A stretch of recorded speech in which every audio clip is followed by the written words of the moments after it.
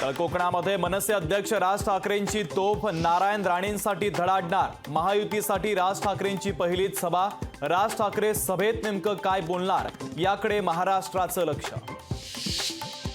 जलील यांनी खैरेंना नमाज पडायला नेलं पाहिजे। संजय शिरसाट यांची चंद्रकांत खैरेंवर टीका। तर मुस्लिमांना नमाज पडा सांगणं चुकीचं नाही, अंबादास दानवेंचं शिरसाटांना प्रत्युत्तर। समोरे कोण कोणाला गाडतोय ते पाहूया। नारायण राणेंचा उद्धव ठाकरेंना थेट इशारा।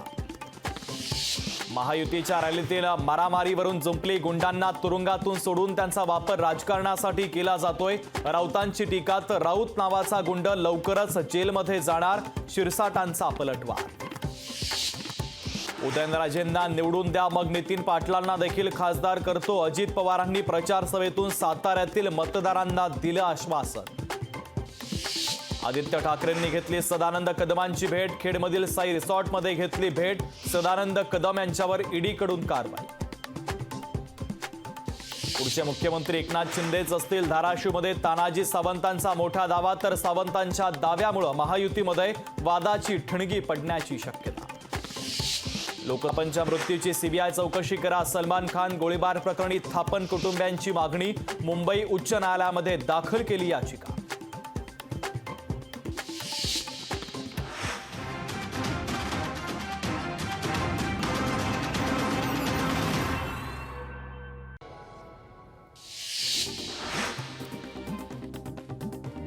राहुल गांधींनी प्रज्वल रेवण्णांच्या प्रकरणी लिहिलं महत्त्वाचं पत्र। दोषींवर कारवाई करून पीडितांना सर्व प्रकारची मदत करण्यात यावी, राहुल गांधींची पत्रातून मागणी।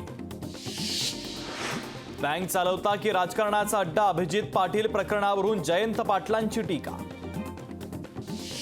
माहेरी किती दिवस राहणार, किती दिवस लुडबुड करणार, भाऊबीजला बहिणीला सोन्याची साडी घेऊ। बारामतीमधील सुनेत्रा पवारांच्या प्रचार सभेत जानकरांची टोलेबाजी। 4 लाखांपेक्षा जास्त मतांनी रावसाहेब दानवे विजय होणार, कार्यकर्त्यांनी व्यक्त केला विश्वास। विजय वंचित बहुजन आघाडीचे डोळ्याचे उमेदवार अब्दुल रहमान यांचा अर्ज बाद। अर्जात कोणत्याही त्रुटी नसताना अर्ज बाद केल्याचा रहमान यांचा आरोप। अजित पवारांच्या सभास्थळी कार्यकर्ते गाढ झोपेत। साताऱ्याच्या वाईमधील महायुतीच्या सभेतील व्हिडिओ सोशल मीडियावर व्हायरल। वंचितच्या उत्कर्षा रुपवते यांनी खांडेश्वराचं घेतलं दर्शन। पदाधिकारी आणि मतदारांच्या उपस्थितीमध्ये नारळ वाढवत केला प्रचाराचा शुभारंभ। पुण्यामध्ये व्हीआयपीएस ग्रुपवर ईडीची छापेमारी। 100 कोटींच्या पॉन्झी घोटाळा प्रकरणात कारवाई। तर नरे आंबे गावात ईडीची मोठी छापेमारी। बुलडाण्यामध्ये समुद्रात जास्त उंचीच्या लाटा उसळण्याची शक्यता, भारतीय हवामान विभागाचा इशारा।